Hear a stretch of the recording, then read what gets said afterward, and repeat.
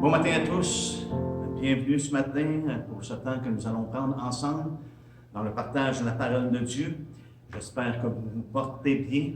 Et puis, je vous demanderai de tourner avec moi dans Exode 18. Et puis, nous allons commencer à lire à partir du verset 7 et nous allons nous rendre au verset 12. Donc, dans Exode 18, verset 7, nous lisons ceci. Moïse sortit au-devant de son beau-père, il se prosterna et il le baisa. Ils s'informèrent réciproquement de leur santé et ils entrèrent dans la tente de Moïse.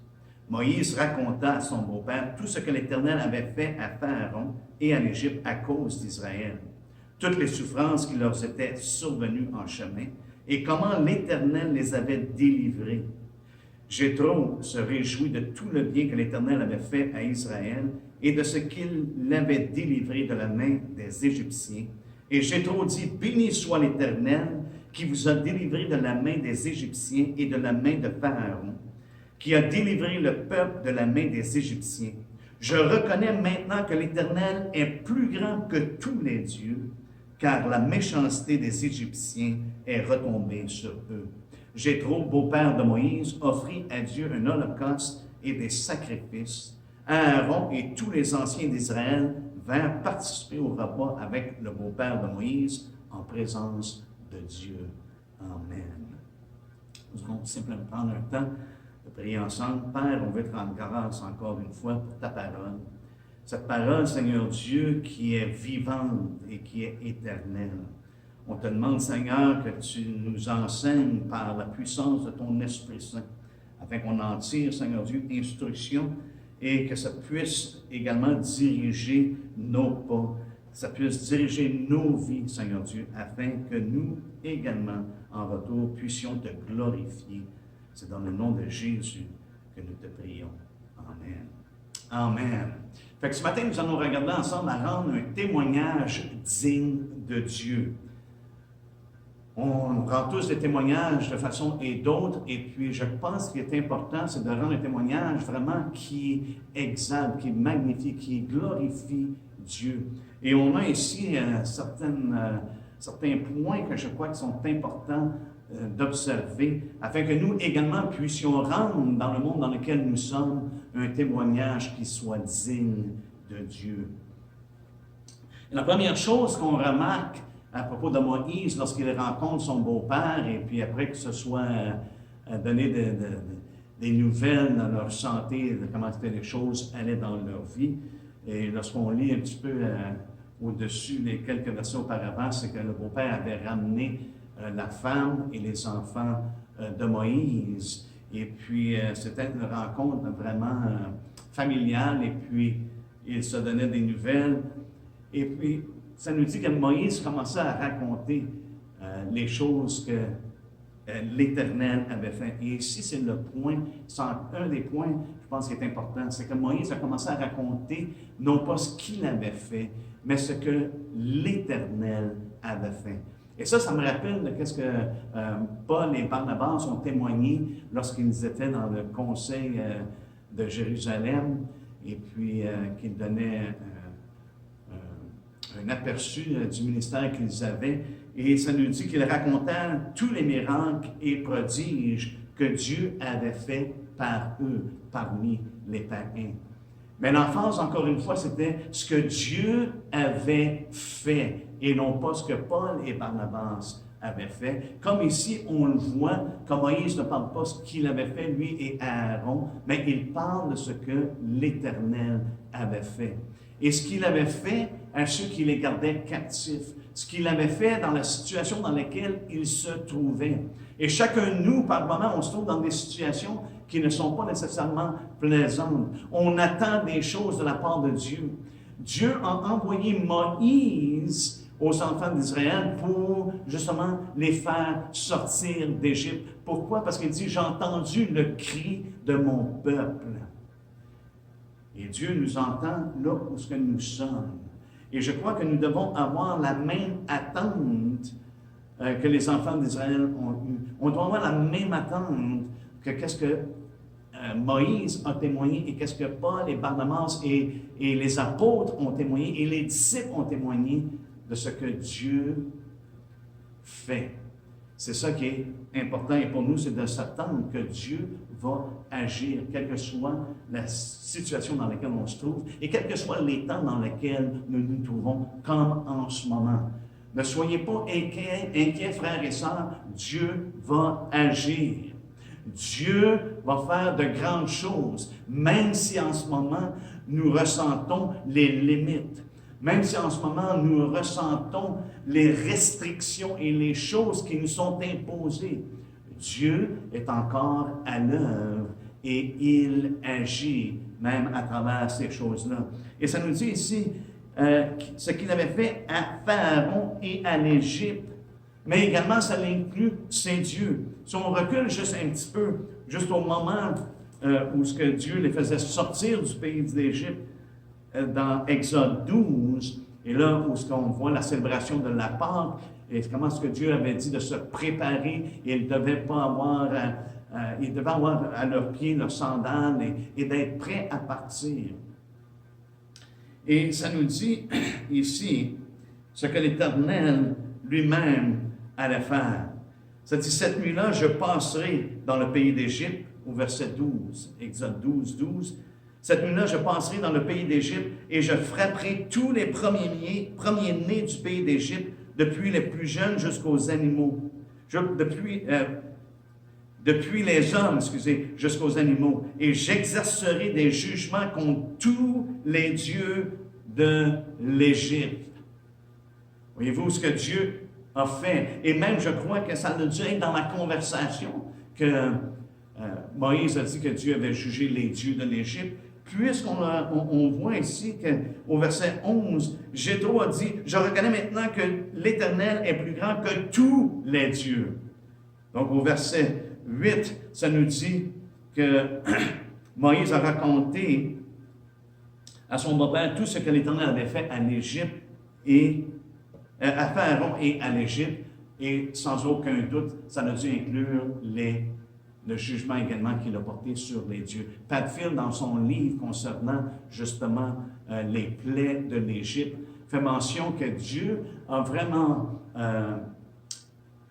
jugé les différents dieux de l'Égypte et les divise en 3 catégories. Je pense que c'est intéressant de la façon qu'il le divise, comme quoi Dieu a, selon les plaies qui nous sont mentionnés dans Exode, selon les plaies, Dieu aurait jugé justement les dieux d'Égypte dans ces 3 catégories-là.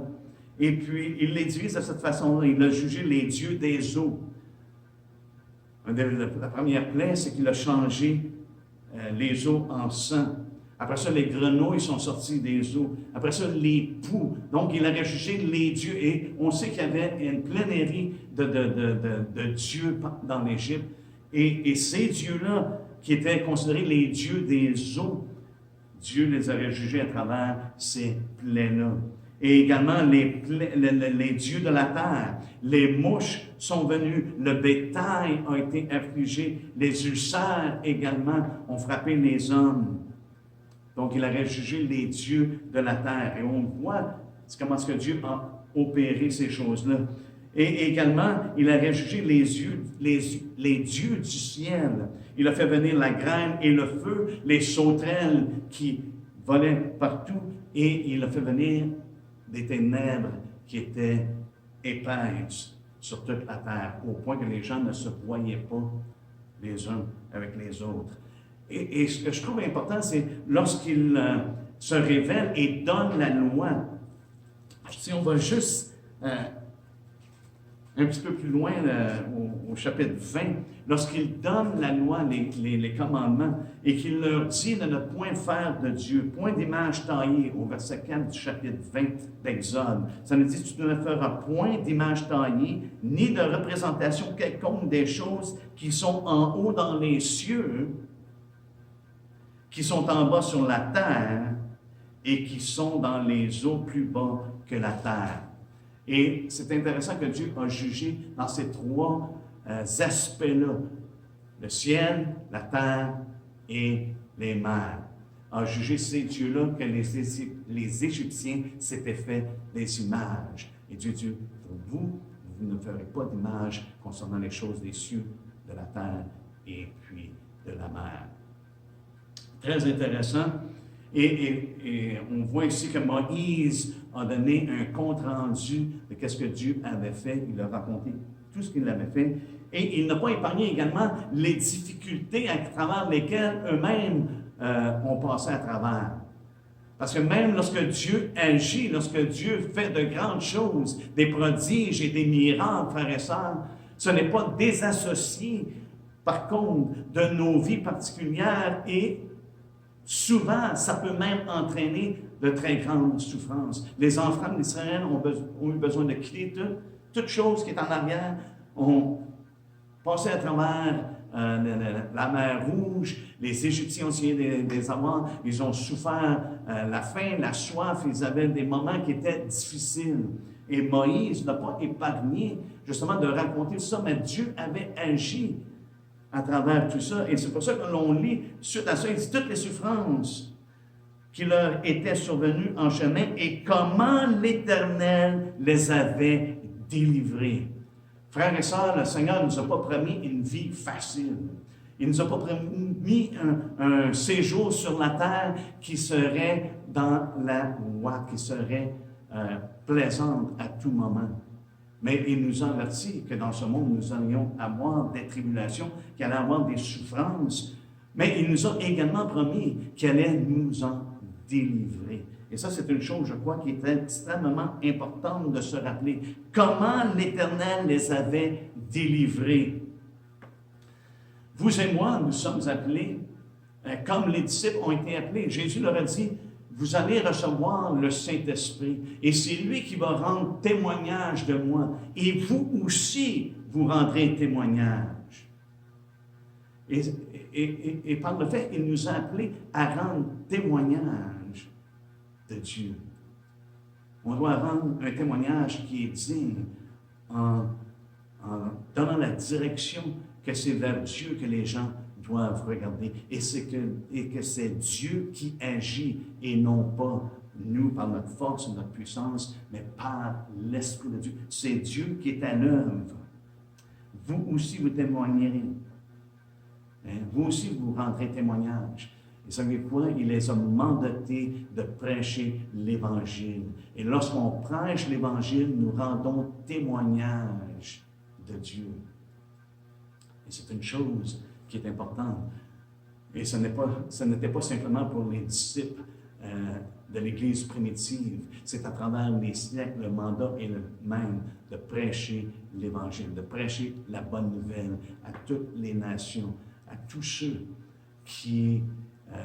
que nous rencontrons, à tous ceux qui ont un désir d'entendre la vérité ou qui ne l'aiment pas, mais on doit leur prêcher quand même la vérité. Et ce n'était pas réservé simplement pour eux, parce que Jésus dit, je vais être avec vous jusqu'à la fin des temps, tous les jours. Donc, ça n'est plus à travers les siècles, la présence du Seigneur, la puissance du Seigneur, et le message demeure le même. Comment est-ce que Dieu a délivré? Comment est-ce que Dieu nous a délivrés? Regardons le témoignage qui est rendu. Si vous voulez tourner avec moi dans 1 Corinthiens. 1 Corinthiens 2. On va regarder simplement, regardez votre page dans Exode 18, on va y retourner. Dans 1 Corinthiens 2, Paul nous dit que lorsqu'il prêchait le témoignage de Dieu. Ça nous dit au verset 1, pour moi, frère, lorsque je suis allé chez vous, ce n'est pas avec une supériorité de langage ou de sagesse que je suis allé vous annoncer le témoignage de Dieu. Quand je n'ai pas eu la pensée de savoir parmi vous autre chose que Jésus-Christ et Jésus-Christ crucifié. Et là, ici, on voit que Paul met l'emphase que le témoignage de Dieu concerne son Fils. C'est ça, l'Évangile. Il nous en fait part également dans Romains 1. C'est le message de Jésus-Christ. Et lorsqu'il prononce le nom de Jésus-Christ, il fait référence à sa personne, qui il est. Il est le Fils de Dieu. Il est le Messie. Il est le messager, le serviteur qui a été envoyé. Il est l'agneau de Dieu. Et c'est pour ça qu'il dit, j'ai prêché Jésus-Christ, j'ai annoncé Jésus-Christ, j'ai prêché Jésus-Christ et Jésus-Christ crucifié. Il est l'agneau de Dieu qui ôte les péchés du monde. Et c'est le message, c'est le témoignage qui est digne de Dieu. C'est le message, il y a beaucoup à dire concernant les choses de Dieu, le témoignage de Dieu, mais Paul s'est centré et s'est concentré sur le fait qui était Jésus-Christ et l'œuvre qu'il a accomplie.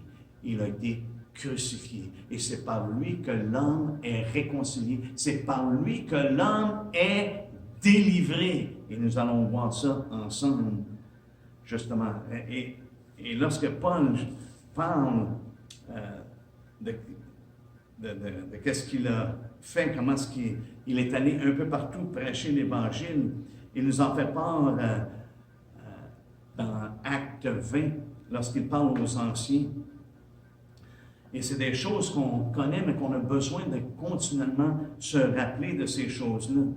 Et ici, on voit que Paul a annoncé le royaume de Dieu, il a annoncé la repentance. Et c'est lui qui nous en fait part. C'est ça le témoignage de Dieu, que Dieu a ordonné que les hommes se repentent.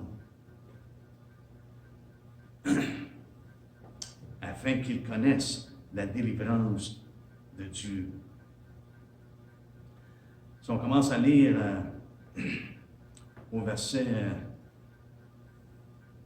18, ça nous dit, lorsqu'ils furent arrivés, acte 20, verset 18, lorsqu'ils furent arrivés vers lui, il leur dit, ça c'était les anciens qui étaient venus à lui, vous savez de quelle manière, depuis le premier jour où je suis entré en Asie, je me suis sans cesse conduit avec vous, servant le Seigneur en toute humilité, avec larmes et au milieu des épreuves que me suscitaient les embûches des Juifs. Juste un moment ici avant de continuer. Et si on voit ici comment est-ce que Paul, son témoignage était digne de Dieu. Premièrement, sa conduite était irréprochable. Sa conduite était saine. Sa conduite était sans tache. Il s'assurait de marcher dans la droiture, dans la justice, de marcher le message dont lui-même prêchait. Et on voit sa disposition servant le Seigneur avec toute humilité. Frères et sœurs, lorsqu'on rend témoignage de Dieu, un témoignage qui est digne, c'est de le faire par une vie qui représente le caractère de notre Sauveur, mais également une disposition d'humilité et non pas d'orgueil. Jésus nous a dit lui-même, n'est-ce pas, d'apprendre de lui, car il est doux et humble de cœur. Si on veut marcher comme notre Seigneur, il faut marcher avec une conduite qui le glorifie, qui est digne de lui, qui est digne de l'Évangile, et dans une disposition d'humilité et non pas d'orgueil et d'arrogance. Et au milieu, ça nous dit ici, et au milieu des épreuves que me suscitaient les embûches des Juifs. Encore une fois, Paul affirme que rendre témoignage à Dieu souvent va susciter du trouble, souvent va susciter des épreuves, souvent va susciter de la souffrance. Paul dit, j'ai reçu une révélation de la part de Dieu par tout ce que je fais, c'est des liens et des tribulations qui m'attendent. Nous allons voir plus tard le témoignage de Paul par rapport à ces choses-là. Mais aussi, c'est au milieu des épreuves. Frères et sœurs, faire l'œuvre de Dieu n'est pas nécessairement facile. Et ça demande du courage. Mais que même en face de l'opposition, nous continuons, nous persévérions jusqu'à la fin. Et ici, il nous dit au verset 20, « Vous savez que je n'ai rien caché de ce qui vous était utile, et que je n'ai pas craint de vous prêcher et de vous enseigner publiquement et dans les maisons, annonçant aux Juifs et aux Grecs la repentance envers Dieu et la foi en notre Seigneur Jésus-Christ. Et ça, c'est un témoignage qui est digne de Dieu. C'est de prêcher le message que Dieu nous donne de prêcher et de ne pas cacher certaines choses. Malheureusement, comme on voit souvent de nos jours, c'est que les gens évitent les situations qui sont pas plaisantes. Au lieu de prêcher sans rien cacher de ce que Dieu nous dit. Et ce que Dieu dit et il met en lumière, c'est que l'homme est déchu, c'est que l'homme a besoin de salut. C'est que l'homme a besoin d'être délivré. C'est qu'il est prisonnier, qu'il est esclave dans cette vie. Et que sa destinée, à moins qu'il se repente, se tourne vers Dieu et croit au Seigneur Jésus-Christ, il est destiné à tomber, il est destiné à périr. Et c'est là la bonne nouvelle que Dieu nous envoie, mais on doit être fidèle et rendre un témoignage digne de Dieu en annonçant la repentance envers Dieu et la foi en notre Seigneur Jésus-Christ. Et ça nous dit, on continue au verset 22, « Et maintenant, voici, lié par l'Esprit, je vais à Jérusalem. » J'aime le fait qu'ils disent « lié par l'Esprit. » Hein? Je suis libre en Jésus-Christ, mais je suis esclave de la justice. Je suis esclave, un serviteur de Dieu. Je suis lié par l'Esprit pour faire la volonté de Dieu. Et ce à quoi il m'appelle à faire. Et ce à quoi chacun de nous, nous avons reçu de sa part des dons spirituels afin que nous puissions annoncer la parole de Dieu dans quel que soit l'appel et la venue à travers laquelle Dieu opère à travers nous. On ne le fait pas tous de la même manière, on n'a pas tous les mêmes responsabilités, mais nous avons tous un appel d'annoncer la parole de Dieu. Tous un appel d'annoncer la bonne nouvelle. Je suis lié par l'Esprit, verset 22. Je vais à Jérusalem ne sachant pas ce qui m'arrivera, seulement de ville en ville, l'Esprit Saint m'avertit que des liens et des tribulations m'attendent. Mais je ne fais pas pour moi-même aucun cas de ma vie comme si elle m'était précieuse, pourvu que j'accomplisse ma course avec joie et le ministère que j'ai reçu du Seigneur Jésus, d'annoncer la bonne nouvelle de la grâce de Dieu. C'est malheureux, frères et sœurs, que nous ayons une si bonne nouvelle annoncée aux hommes, que Dieu nous offre la vie éternelle, que Dieu a pourvu afin que nous soyons rachetés, afin que nous soyons pardonnés, lavés, réconciliés avec lui et être dans une relation avec lui, avoir une si bonne nouvelle et que ce soit si opposé dans ce monde. Pourtant, ce n'est pas surprenant, puisque le Seigneur lui-même nous en a avertis. Et si, comme je le dis à maintes reprises, souvent, il n'y a personne qui a pu aimer comme Jésus-Christ a aimé. Il n'y a pas eu de démonstration de plus grand amour. Il n'y a pas eu de plus grande preuve de l'amour de Dieu que dans la mort de son Fils, qu'il était prêt à donner son Fils pour nous. Et pourtant, ce message-là est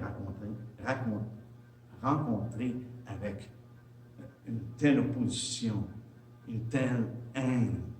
Souvent, c'est le cas. Ou avec complètement une ignorance au point que les gens ne veulent pas l'entendre. Ça nous dit au verset 25, « Et maintenant, voici, je sais que vous ne verrez plus mon visage, vous tous au milieu desquels j'ai passé en prêchant le royaume de Dieu. » Intéressant ici que Paul utilise le même langage qui est utilisé soit dans Matthieu ou Marc, lorsqu'il parle que Jésus, lorsqu'il a commencé son ministère, il a prêché la repentance, il a prêché que le royaume des cieux ou le royaume de Dieu est proche. Et Paul dit, j'ai annoncé, j'ai prêché le royaume de Dieu. Lorsqu'on prêche le royaume de Dieu, frères et sœurs, c'est parce qu'on parle du roi. Et le roi, c'est notre Seigneur Jésus-Christ. C'est pourquoi je vous déclare aujourd'hui que je suis pur du sang de vous tous, car je vous ai annoncé tout le conseil de de Dieu sans en rien cacher. Encore une fois, il met une importance, une emphase sur le fait qu'il a prêché tout le conseil de Dieu. Il ne s'est pas retenu pour faire connaître ce que Dieu a révélé et ce qu'il nous a révélé de lui, de la part de notre Seigneur Jésus-Christ. Et c'est ça le témoignage de Dieu. Lorsqu'on considère dans 1er Jean, quel est le témoignage de Dieu, la parole nous dit dans 1er Jean 5, 9, ça dit, si nous recevons le témoignage des hommes, le témoignage de Dieu est plus grand que les témoignages. Si nous recevons le témoignage des hommes, le témoignage de Dieu est plus grand, car le témoignage de Dieu consiste en ce qu'il a rendu témoignage à son Fils. Celui qui croit au Fils de Dieu a ce témoignage en lui-même. Celui qui ne croit pas, Dieu le fait menteur, puisqu'il ne croit pas au témoignage que Dieu a rendu à son Fils. Donc, un témoignage qui est digne de Dieu, frères et sœurs, va avoir une emphase sur le Fils de Dieu. Parce que c'est par lui et à travers lui que nous venons à Dieu. Et donc, il va être le sujet de notre témoignage, puisque Dieu lui-même a rendu témoignage à son Fils. Et savez-vous quoi? Vous et moi, nous avons ce témoignage-là en nous. C'est ce qu'il nous dit. Nous avons ce témoignage-là en nous-mêmes. Et malheureusement, beaucoup de gens font de Dieu un menteur en refusant de croire à son témoignage. Ils vont croire en ce que les hommes disent. Et je vis ça à maintes reprises pendant différentes personnes, et même dans ma famille, où ce que les gens vont croire le témoignage d'hommes, qui est écrit dans des livres, écrits par des hommes, mais ils refusent de croire le témoignage de Dieu, disant que ce livre, cette parole, elle a été écrite par des hommes. Mais ce qu'ils ne réalisent pas, c'est que Dieu a poussé des hommes afin qu'ils écrivent et qu'ils prophétisent la parole de Dieu. C'est par l'Esprit. Mais ce que les hommes écrivent dans des livres demeure simplement des choses d'hommes. Et ça, ils vont croire. Ils vont croire à ces témoignages-là, mais ils refusent de croire au témoignage de Dieu.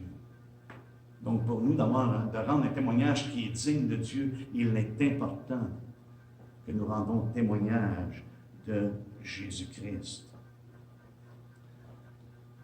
Extrêmement important. C'est que Dieu nous donne la vie éternelle. Regardez si on continue à lire au verset 11. Ici. Voici ce témoignage. C'est que Dieu nous a donné la vie éternelle et que cette vie est dans son Fils. Celui qui a le Fils a la vie. Celui qui n'a pas le Fils n'a pas la vie. Et c'est la raison pour laquelle ces choses ont été écrites afin que nous sachions. Au verset 13, je vous ai écrit ces choses afin que vous sachiez que vous avez la vie éternelle, vous qui croyez au nom du Fils de Dieu. Vous qui avez reçu ce témoignage-là et vous qui avez ce témoignage-là en vous, si ce témoignage-là est vraiment en nous, frères et sœurs, c'est de l'abondance du cœur que la bouche parle. Et ce qui va ressortir de notre bouche est le témoignage de Dieu concernant son Fils. Et c'est ça la bonne nouvelle. Ça a tout rapport avec le Fils de Dieu. C'est pour ça que ces gens qui disent, s'il y a des gens qui viennent à votre porte et qui n'amènent pas cette doctrine-là, ce témoignage de Dieu, ce témoignage de Jésus-Christ, de ne pas le recevoir, sinon vous participez à leur mauvaise œuvre. C'est une chose qui, je crois, est très dangereuse. C'est pour ça que c'est mieux de leur fermer la porte et de ne même pas les encourager en leur disant salut, en les accueillant ou en les bénissant. Parce qu'ils marchent à l'encontre du témoignage et ils font de Dieu un menteur. Alléluia. C'est Paul qui encourage Timothée qui dit « Saisis la vie éternelle. » Voyez-vous, elle est en Jésus-Christ. Combat le bon combat, qu'il dit « Saisis la vie éternelle. » Et dans ça se retrouve dans 1 Timothée 6. Et dans cette exhortation-là que Paul donne à Timothée, on voit ici que saisir la vie éternelle, qu'avoir ce témoignage-là, que marcher dans ce témoignage-là, consiste à un combat également. On voit qu'il y a de l'opposition. Il dit combat le bon combat. C'est dans 1 Timothée 6. On peut voir l'exhortation de Paul à Timothée.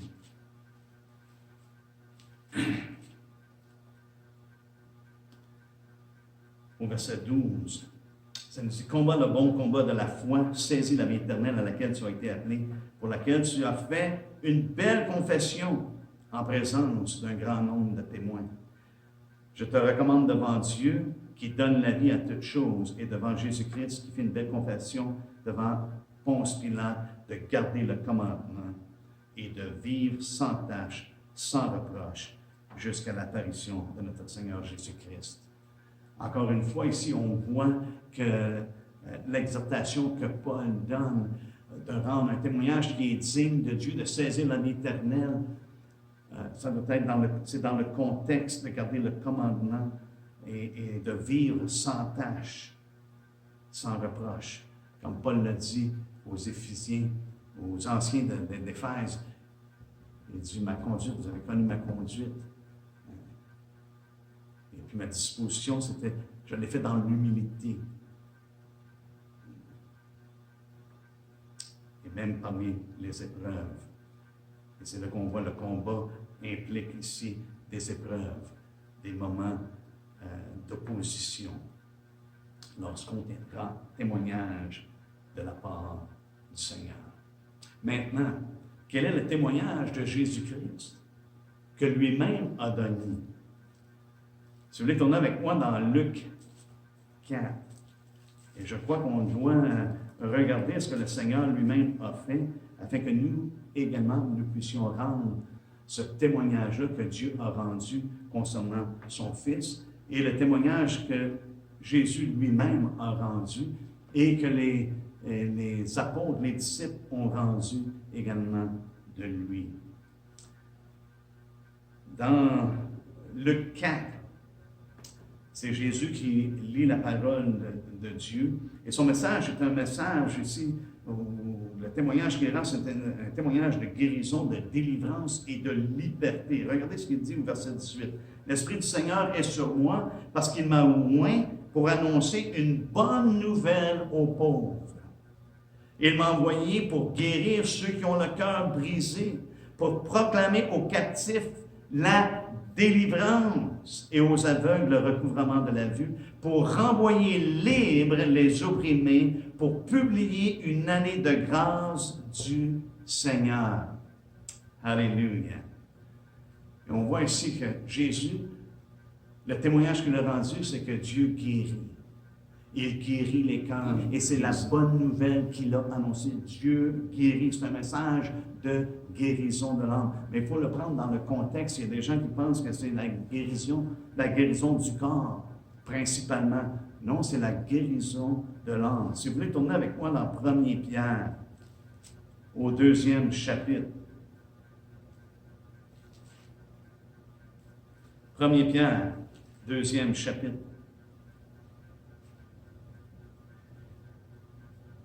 Nous lisons à partir du verset 24, « Lui qui a porté lui-même nos péchés en son corps sur le bois, afin que, morts au péché, nous vivions pour la justice. Lui par les meurtrissures duquel vous avez été guéris. » Et Pierre ici ajoute le contexte de cette guérison-là. « Car vous étiez comme des brebis errantes, mais maintenant, vous êtes retournés vers le berger et le gardien de vos âmes. » Paul, lorsqu'il parle, il ne dit pas que Dieu guérit vos corps, mais vous êtes retournés vers le berger et le gardien de vos âmes. Dieu a guéri vos âmes. Il a rétabli, il a réconcilié l'homme avec lui-même par Jésus-Christ. Et ça, c'est la bonne nouvelle. C'est la guérison que Dieu effectue à travers l'œuvre que Christ a accomplie à la croix. Et c'est un message pour proclamer aux captifs la délivrance. Vous savez, on a commencé avec Moïse. Il a fait connaître ce que Dieu avait fait. et comment l'Éternel les avait délivrés. Frères et sœurs, s'il y a une chose ce matin que je veux que l'on retienne, c'est le fait que Jésus-Christ est venu délivrer les hommes de la captivité à laquelle nous étions assujettis, captivité au péché, esclavage au péché. Voyez-vous, ce n'est pas seulement qu'une assurance ou une espérance pour ce qui est à venir, mais c'est une réalité maintenant dans la vie dans laquelle nous sommes. Il nous a libérés. Et Jésus nous dit que celui que le Fils libère ou affranchit sera vraiment libre. Sera vraiment libre. C'est celui que le Fils a franchi. C'est ce qu'il est venu accomplir. Paul nous dit qu'il est venu et qu'il nous a délivrés de la puissance des ténèbres. Il nous a délivrés, frères et sœurs. Et un évangile qui n'aboutit pas à la délivrance, je me pose la question vraiment, si c'est l'évangile de Dieu, ou si c'est le témoignage de Dieu qui a été proclamé. Dieu ne nous a pas appelés à être esclaves du péché. Au contraire, il nous a délivrés. Tu les tournes avec moi dans Romains 6. Puisque nous avons reçu Jésus-Christ, et puis que nous avons cru en lui, et que nous avons reçu sa parole, frères et sœurs, et nous avons suivi le Seigneur en étant baptisés. Paul, dans ce contexte-là, nous dit, nous avons été baptisés en sa mort. Et c'est pour ça qu'il nous dit au verset 7, « Car celui qui est mort est libre du péché. » Nous sommes morts en Jésus-Christ. Notre vieille vie, elle est complètement éradiée, complètement finie. Nous ne sommes plus les mêmes personnes, nous ne marchons plus de la même manière. Nous sommes libres du péché. Nous sommes libres du péché. Parce que Christ est mort pour les péchés. Il est mort une seule fois pour toutes. Mais au verset 14, ça nous dit, « Car le péché n'aura point de pouvoir sur vous, puisque vous êtes non sous la loi, mais sous la grâce. » On sait que la connaissance du péché vient par la loi. Elle vient par la connaissance de la loi. Le péché vient de cette manière-là. Mais nous ne sommes plus sous la loi, mais nous sommes sous la grâce. Et ça, c'est l'année de grâce que le Seigneur a dit qu'il était venu proclamer dans le camp. Le péché n'aura point de pouvoir sur vous.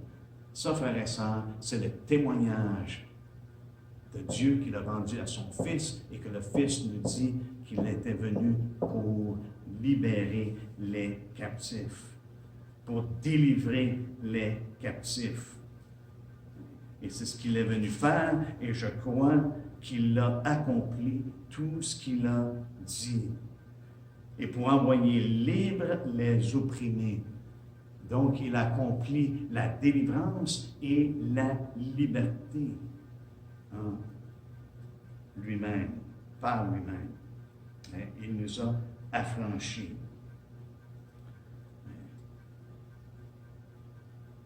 Dans Jean 8,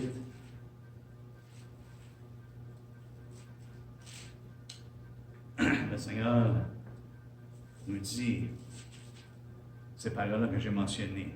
« Si donc le Fils vous affranchit, vous serez réellement libre. » Et en tant que disciple de Christ, on est appelé à demeurer dans sa parole. Même, il le dit lui-même, « Si vous demeurez dans ma parole, vous êtes vraiment mes disciples. » Frère, on veut demeurer dans la parole de Dieu et on veut conserver et proclamer le témoignage de Dieu, le témoignage de Christ, le témoignage de ceux qui ont prêché l'Évangile avant nous.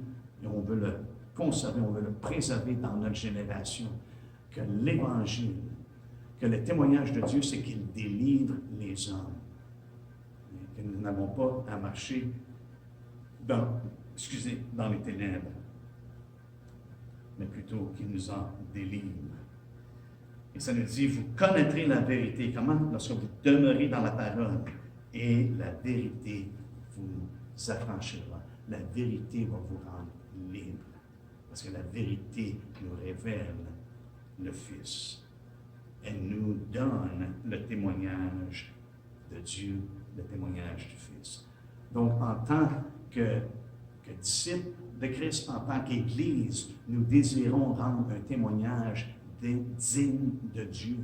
Et ça doit être dans le contexte de ce que Dieu a fait, ce qu'il a accompli en Jésus-Christ, et dans le contexte qu'il accomplit une délivrance. Et maintenant, savez-vous quoi, le terme délivrance est également rattaché à la rédemption qu'il nous a racheté, qu'il nous a acquis pour lui-même. C'est ce que Dieu fait pour tous ceux qui croient en son Fils, Jésus-Christ. La promesse de la vie éternelle nous est accordée en lui. Tous ceux qui croient. Alléluia. Donc, pour ce matin, je crois qu'on va terminer ça là. Et puis, on continuera la semaine prochaine avec d'autres exemples. Des exemples même de témoignages, de délivrance qui sont extrêmement encourageants pour nous. Spécialement, je dirais même pour les temps dans lesquels nous nous trouvons. Parce que dans chaque époque, dans chaque siècle, l'Église a vécu et a passé à travers différentes épreuves, différentes choses qui font en sorte qu'elle a rendu témoignage. Et je crois que le meilleur des témoignages, celui qui est digne de Dieu, c'est que Dieu fait de grandes choses, même au travers des difficultés présentes que l'on peut faire face. Et qu'en bout de ligne, c'est la délivrance que Dieu accomplit. Et peut-être c'est pas pour rien que le Seigneur a dit aux disciples, lorsque vous allez voir toutes ces choses, vous levez vos têtes, parce que votre délivrance approche. Alléluia. Maintenant, nous sommes libérés, nous sommes enfants de Dieu. Est-ce qu'on va être, frères et sœurs? On va le voir dans le futur, parce que nous allons avoir une délivrance totale. Alléluia. J'espère que ça a été une source d'encouragement pour vous, et puis je vous encourage de continuer à plonger les regards dans la parole de Dieu, de jour en jour. Et je vous encourage d'adhérer à cette parole-là, parce que vraiment, c'est une parole qui est à l'œuvre dans nos vies et qui accomplit ce pourquoi Dieu l'a envoyé. Elle accomplit véritablement une délivrance et une liberté. Ne cherchons pas nos propres libertés ici sur la terre, mais cherchons la liberté et la délivrance que Dieu donne. Saisissons la vie éternelle. Amen. Amen. Bonne fin de journée et on se revoit la semaine prochaine.